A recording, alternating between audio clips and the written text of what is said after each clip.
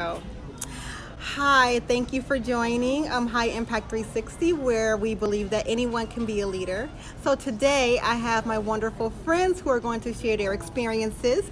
I have Aaron and I have Sherry, and they're both going to talk about what they do. They're also going to introduce themselves. They're going to talk about their role that they play, and we're going to have an interesting discussion about leadership, impact, and passion, about going for your passion, how to look for your passion, how to jump in and find that passion and go on your journey. So we're going to start with you, Aaron. Hi, my Hi. name is Erin. And I'm sorry, I also want to just include that we are in the city of Charlotte, North Carolina. So I want to just give a little bit of the scenery here as we sit here and talk to these beautiful young ladies. So, Erin, please introduce yourself. Hi, I'm Erin, and I work for a small French fragrance brand called Le Labo. I'm an operations manager that works with the product development team to develop artwork for our packaging and to help this small brand that was recently bought out or integrated into the Estee Lauder Corporation to become part of the ELC corporate family. Nice, nice. So, Erin, talk a little bit about how you got into your role. Sure. So I have a long history and background in the beauty industry. I started probably in the early 2000s, 2001, working for L'Oreal for a hair care brand, professional hair care brand called Matrix, and Maybelline Garnier, Carol's Daughter, Coty fragrance brands, and now Le Labo. Nice, nice. Thank you, Erin.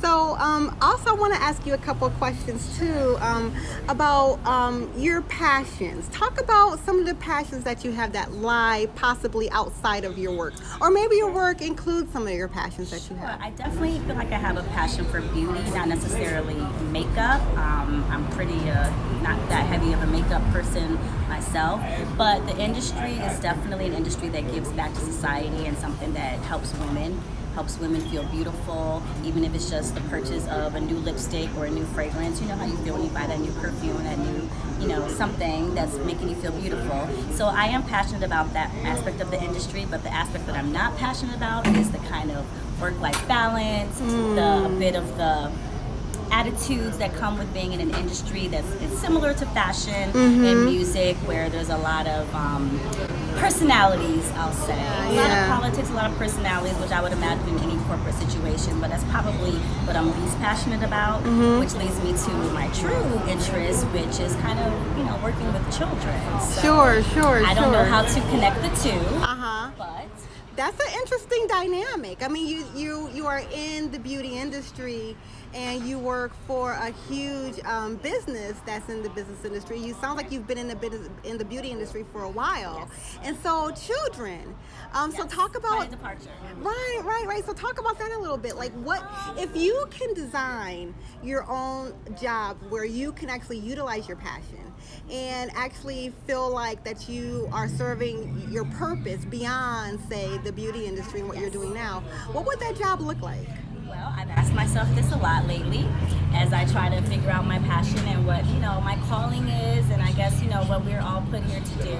And I really do feel that it is working with children. I feel that children have a natural affinity for me, even unwarranted. I don't have children, so it's not like I'm raising them. Maybe they sense that I'm not a parent, which is why they're like driven and drawn to me. Uh-huh. But it's true. I've noticed it. Parents have noticed it. People's children who I've watched, and babysat and cared for, have observed my gift, if you Uh-huh. will. Uh-huh. So I really do feel like, it's something that I want to, kind of transfer into. How it relates to the beauty industry, the only way I could connect it to the beauty industry is if I was established in something with children, is to Okay. kind of have something like kitty brands of like, little nail polishes. Interesting. Or, but some people don't even support that for children. Like to Yeah. kind of have little not baby lipsticks, but small children Right, with, play right. makeup, but it's kind of a real tangible product. But I mean, I hear that Northwest, Kanye and Kim's daughter, has dabbled with lipstick, so a line like that really probably isn't that far removed. Yeah, yeah, However, yeah. but my passion is more of in educating in children. Very so kind of interesting. finding what their gifts are, finding how they function, what their talents are that often, some parents just aren't even able to tap into. I feel like that I have a gift to understand how children think, Yeah. how they process things. Yeah. And my ideal role would probably be to teach pre-K, except it pays about $20,000. What would that look like to actually go from a job where Poverty. you It would look like poverty. Yeah, However, yeah. I guess a way to kind of build off of that would be to get more into a daycare environment and, babysitting, I'll call it, just as a general term. Yeah, but it's right. quite a lucrative business. I mean, people that have kids, they know that they have to pay someone to take care of them, and they know what they pay. Right, And, right. so that would be a way to kind of make it financially viable. And I think I would actually like to get into maybe franchising something like a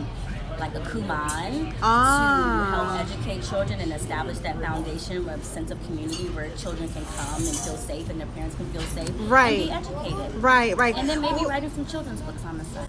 Well, here's something that's interesting is that a lot of millennials, and we understand that maybe you might not be a millennial, but Hardly. for what we're finding In as my far mind, as I am, but hardly. as far as millennials, and also what's kind of trending in the workplace is that there's people who have 9-to-5s, and then they have like a job on the side, something that they kind of use as an engine to spearhead, say like a job that you're passionate about. So like maybe they work a 9-to-5, but then I think that would on come from Saturday or volunteerism Sundays on they my might, end. It would be more yeah. of a volunteerism situation to have an entry into dealing with people's kids.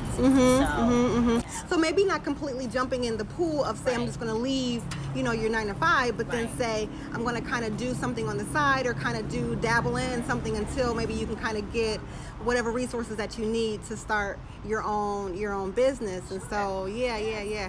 So do you really feel inspired to kind of start working on some of the things you feel passionate about, or is it just kind of like an idea at this point? As I approach middle age and want to have more of a sense of purpose, and as I get more and more disillusioned with my job and even the industry, then yes.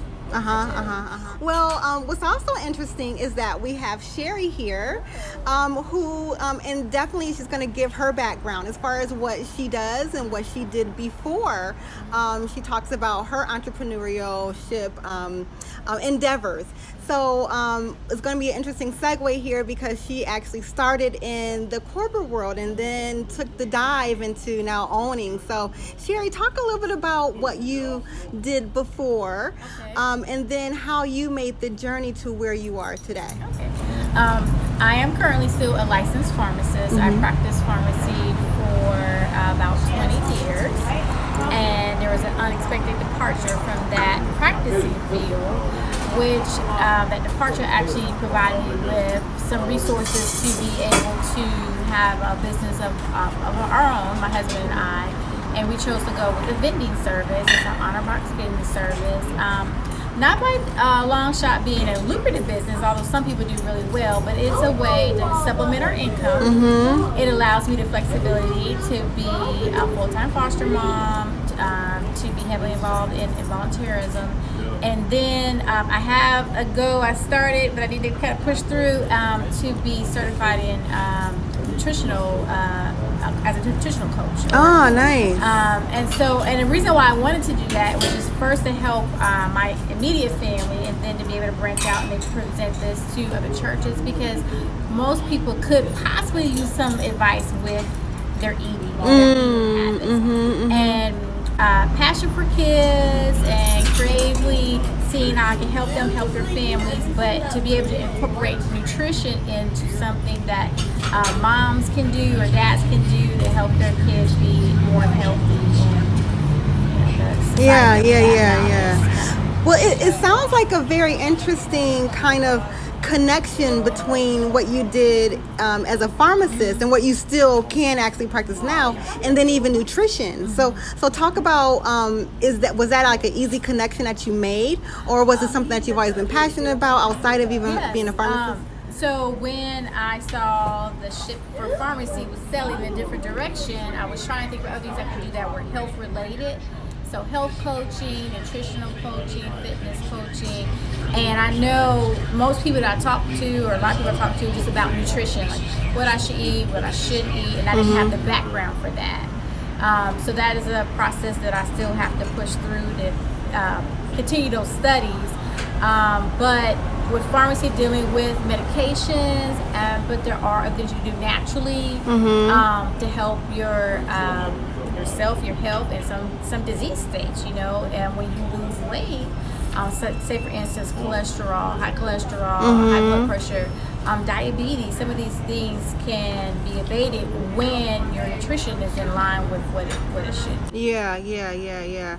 So talk about some of the struggles that you might have dealt with transitioning from being a practicing pharmacist, working full time, to now, you know, getting into some of the passions that you're involved with now. Talk about some of the upside to that, and then talk about some of the downsides to, like, maybe some of the struggles or difficulties that you've had. Okay, so the upsides is that the field is wide open.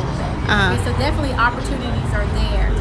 The downside of that would be if I had allowed fear to drive what I would and would not do. I don't have a fear of the unknown, but I think just breaking away from what I've done for 2 decades. I didn't feel like I self-identified with being a pharmacist, but I think it's more on other people asking you, are you working as a pharmacist? You know, what are you doing? So it's not so much me and myself, but it's more the pressures that family and past coworkers or neighbors can ask you with this expectation that, oh, you have got to find a job that makes a certain amount of money, so you can maintain this title. Which I still have the title. I'm still a licensed pharmacist. I'm not practicing. So once I just said, you know what, I'm not doing this. I'm not jumping through all these hoops. I'm not going to enslave myself to that. I'm not doing it. So I decided that there is another way, and finances, that really wasn't the driving point. It was more about the image that can be projected. So I would say that's a drawback, that being able to separate oneself from a particular image that's projected on you. And then again, go back to the upside, that the field is wide open,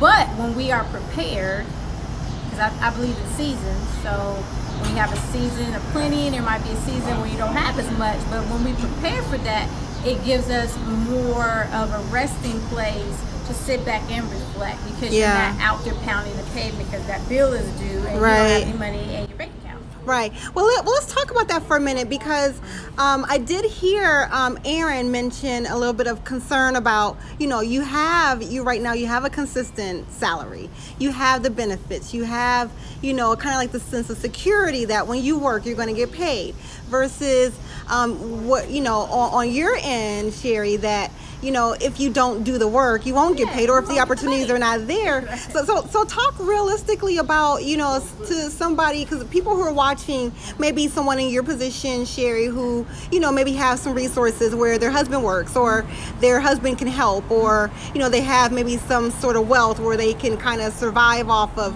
when things get low. But then, or you know, rental backup, that's a huge one. Exactly. Or someone that's maybe in your shoes, Aaron, who has a passion for a specific field, or you have a drive to do something, but you're really not sure how to go about it because you might not have the resources. So, you know, Sherry, what would you say to a person who, you know, wants to get into their passion, but maybe concerned about, do I have the sustainability that can I pay my bills if, you know, this really kind of falls apart or it doesn't happen the way that we plan? Like, I would definitely suggest start looking where they are right now. So anything that you can possibly cut back on, trim back, I would encourage you to do that right now. So for instance, I worked with a family member who felt as though he did not have the money to pay his bills. So we went down to, what do you make? What do you bring in your household? What are your bills? So once we looked at all that, there were a few things that weren't priorities that would add more money to the pot. And when we don't look at, let's say if you go and get a coffee every day, or talk about smoke a pack of cigarettes every day. When you start looking at these incidentals that aren't a priority, and you start adding that up, that's money that can be put to the side and saved to have a side gig, but it is going to require some upfront sacrifice. And it's going to also require some discipline and being realistic in terms of what is necessity and what's a luxury. Yeah. And we unfortunately think a lot of things that are luxuries, we think that those are necessities. Yeah. There are a lot of seasons, 4 seasons. And these seasons are for a set period of time. So someone can be in a season where they have health benefits, they have a job that they're getting paid every 2 weeks at least, they have a house, they have a car, they have health. That's not promised. You know, that's not promised. So what would I do if tomorrow 2 of those things are gone? Right. How would I function? Right. And I think having that mental mindset of I have got to be prepared. You think about first responders. They don't just get to the job and wonder what they're going to do. They have already prepared. They've gone through mock scenarios. They've had all this training. Right. So that when this incident happens, they are ready to go. And in our lives, that's something we need to do as well. We need to be prepared. How would I function if this happened? How would I function if my spouse passed away? We don't want to think about people dying, but what would I do? Right. Especially if you need 2 incomes to be able to manage your house. Right. Are some real fears that you have in terms of possibly pursuing those passions and finding, you know, a way to really kind of do something that you're passionate about? Like, what are some real fears that you... Biggest fear would be, well, first of all, how to have the time to be able to pursue the next degree. I mean, no one's hiring a teacher with a marketing degree. So I would have to have some education, finding the time to incorporate that into my life with, I don't have a 9 to 5, it's a 9 to 9. Yeah. And it's just finding the time to incorporate that. So that's a fear I have. Like, how do you find the time to just pursue that? Like, if I didn't have to work, Yeah. and I could just take literally 2 years out of my life to pursue a degree, you know, to have it paid for and to have the time to really focus on it and not just kind of making it my side gig. That's a fear. And then once I am into, you know, say that does all work out, I do that, get educated, go into the field that I want to field and drop this. You know, it's a lucrative industry. Do I have a lucrative role? Not necessarily, but you know, it pays my bill. And I think I divulge to everybody what my rent is, and it's like everybody's jaws drop. But that's the reality when you live in New York City. In New York that's City, what it is. Right. So on a teacher's salary, it's just like, and you mentioned being debt free as being a starting place, which I completely agree with. I'm not there. We're not there, and that's a fear. Yeah, just yeah. Being financially stable, being able to pursue that full time, and then. So Sherry, did it come natural for you to take that step? What was some discussions that happened in your household to say, you know what, let's go ahead and take this first step? Like, was it natural for you, or did it take some really kind of looking internally and trying to figure out and process through? Well, to answer your question, my transition was kind of forced. It wasn't planned. Yeah. So the exit from what I was doing they didn't ask my opinion, basically is what I'm saying. Yeah. So being in a position where I felt like I had to find something to do. One, just not doing anything else, that wouldn't be mentally stimulating for me. I couldn't I'm not that person that's going to sit back and wait for things to happen. I pretty much want to get out there and find. And then if that door is closed, then I'm looking for something else. So then my husband and I talked about buying a franchise. What are some businesses that we can look into? And again, I said the departure did allow me to have some resources to be able to invest. And we are foster parents, so finding something that allowed me to be basically like a full-time mom. And you can be a full-time mom with a full-time job, but just you don't have as much time. And I have more time that are allotted to different things for our daughter. So finding something that can be tailored to what my passions are now. Definitely volunteerism. Definitely, like I said, I've kind of backtracked on the nutritional coaching and studies for that, but this talk right here is motivating me to push forward on that. Nice. Good, good, good, good. And that's what I want this to be. I want this to be maybe a source of inspiration for people who have been thinking about wanting to be entrepreneurs and thinking about should they follow their dreams or their passions, but not really kind of knowing which way to go or how to go about it. And even hearing from you ladies, both of your stories, I think can you be used as a source of inspiration. What are some of the top things that you would suggest, or I guess recommendations, Sherry, that you would suggest to start with for someone to kind of get that entrepreneurial mindset to say, you know what, I'm going to go ahead and do this. We don't have, like, say how you were mentioning, Erin, everything lined up perfectly. Like, there may be some debt, there may be some time restraints, there may be some other barriers that would stand in your way. So Sherry, what would you say will be the top priority, the top maybe 5 or 6 priorities to focus on when you're kind of stuck in that mode of, should I do it, should I not? I'm not being forced out. I want to do it. I'm I have a passion for something, but I don't know how to get started. Okay, I would definitely suggest, I'm a believer in follow Jesus Christ, a prayer, to research.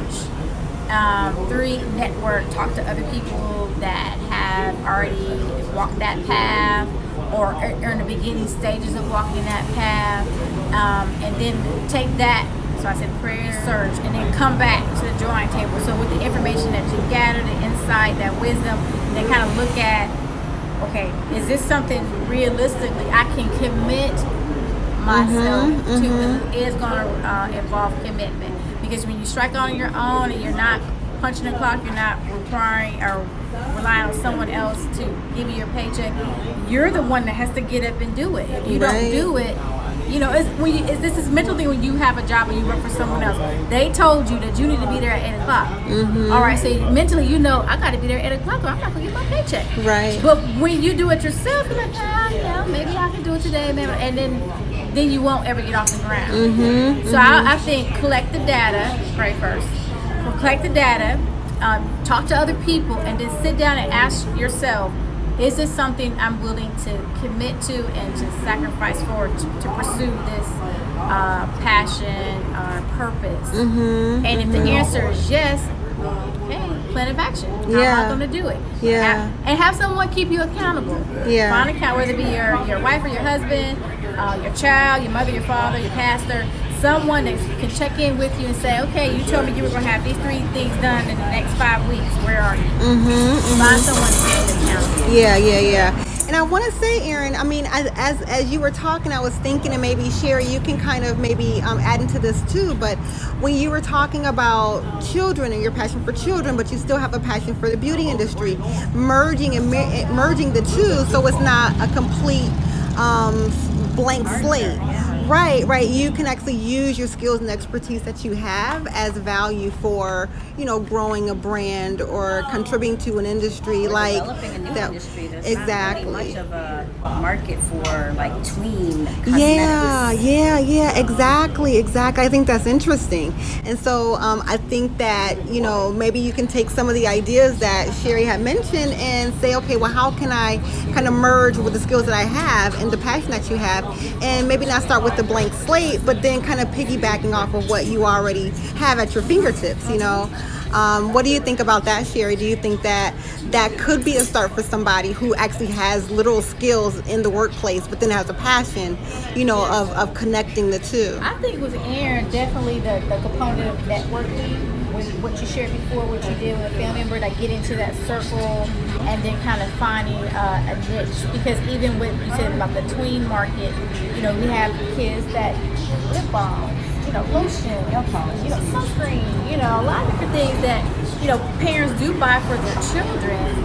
But if it's more of a personal, not like a personal shopper, but maybe a personal lead, oh, here's some things, and this is why it's a good product for your child. You write well, And probably the biggest thing I took away from Sherry is to have that lack of fear. Yeah. To kind of just have the faith. Yeah. And not let that put barriers between, your ambitions. And Right. That's probably my biggest, barrier. Yeah. Because a lot of people kind of do what we were mentioning before, where they have a 9 to 5, but then on the side they kind of start up like you were saying, making lip glosses, or even educating the consumer that could be a consumer once they buy your product or whatever, that of how to use it, like, you know, proper makeup wear, or even, you know, things like that, because I heard you mention education. So that could possibly, you know, be a segue into the industry that you choose, besides before you make the full dive in.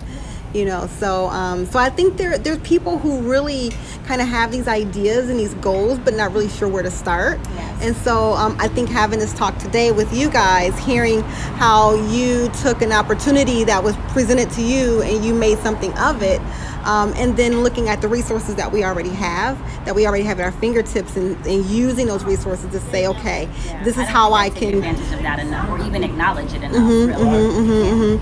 And so I just want to also kind of talk with you, share a little bit as far as what I've learned as far as entrepreneurship, is that it's an everyday, 24 hours a day, 7 day a week thought process, you know, that you're actually doing. Like you were saying, you're actually more busier than what you were when you worked in the pharmaceutical industry. And so I can attest to that, you know, it's an everyday thing. And it's not just that, the work that you do, but it's the thought behind it, that I'm constantly thinking of ways and opportunities. And so it's kind of triggered this more creative mindset. And so can you talk a little bit about that? Yes. So I mentioned before about a book that I was reading. I didn't finish. It was called Wired to Create. And Wired to Create. And do you know the author? And people who are creative, and how it's separate than intelligence or IQ, and what are some of the personality traits of the creative mind, and then how just they create what you see in childhood, spontaneous play and adventurous play, and keeping that in. You don't have to leave that to the side when you become an adult. And then how some of these successful individuals, they incorporate that theme of play in their corporate jobs, or in their jobs as writers or producers or architects. So for instance, having a vending service, the company that we got our vending boxes from, they had a preset label, and we were like, this label is not attracting visually, it's not attracting the potential buyer. And so we thought of like what would attract someone. If you come in, you think about what you're in marketing, you have a marketing background, what draws someone's attention to look. Right. And sometimes it's not even that your product is superior, but your packaging is. Yes. Because people don't see their visual. Yeah, their visual. So coming up with a more appealing label, and then tweaking the verbiage of what we should say, and how you position it. I mean, just even from slanting it to the left versus slanting it from, especially when you have a competitor's box right next to you. Right. So thinking, okay, how can I improve upon that? What are some things we can do to even like streamlining in terms of expenses, and knowing that this candy goes better than that candy, and knowing that this establishment likes this version, and even if something as arranging the candy where it catches the eye, or you're just dumping it in there, but you have a strategic way to arrange it. And this is just a vending service, you know, it's not a full-blown candy store. But even those things, still merchandise. Yeah, right. Still, they're your merchandising. That's something that I've learned that is still a process creatively that I have to. Erin, so what are your key takeaways from this conversation? And then, because this is for people who may be in your position now, where they have the security of a job and they have a passion that they want to follow, but they're not really sure how to go about. Like, what have been your key takeaways, even from just having the conversation, to your thinking through some strategies? I think my key takeaway, as I kind of mentioned, was kind of removing the fear. And being able to, you know, do the research and come to the drawing board with like a real executable plan, instead of just constantly thinking about it, dreaming about it, and maybe internally knowing that it's my, you know, calling, if you will. Right. And, you know, to actually put some action behind it and pursue it. So removing the fear would be my one takeaway. Because the fear is real. It is completely real. I mean, because we are so used to having, you know, the income to sustain what we need. And so when it's taken away, that's real fear. I mean, because we could find ourselves not having You know, I mean, like really not having, and so Exactly. that's a true fear. That's a Been true there, fear. done that. Don't want to go back. Yeah, exactly. And so I just want to just kind of add that, you know, I think that fear is a true barrier. I mean, it's a true barrier for everybody. I mean, right. It keeps you from, you know, progressing and moving forward. And to you, Sherry, what you mentioned as far as, you know, kind of having that faith and pushing through and really relying on you and God as the source of whoever your God, you know, is, and really just kind of diving in and knowing that you're going to be taken care of, that, you know, you're not going to die if you lose your job, or you're not going to go hungry, because you're going to use, you know, the perseverance that you have, that your creator gave you, to really use that to propel you forward. And so yeah, I think some of the takeaways here today is that, you know, do the research, look for opportunities that you can get involved in today with the resources that you have.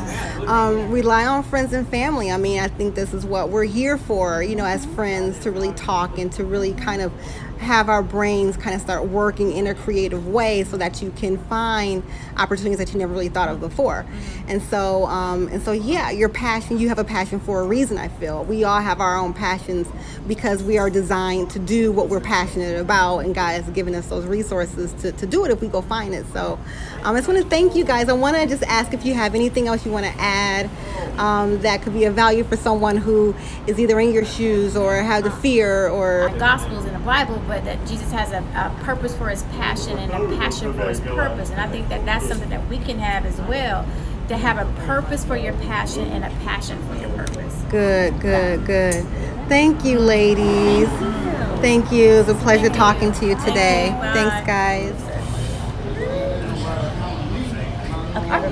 Hey, you gotta give us a count 3, 2, 1. Yeah, I will. No, I'll give it to you. No Okay. B-roll here. No B-roll. You're so silly. Okay, ready? 3, 2, 1, go.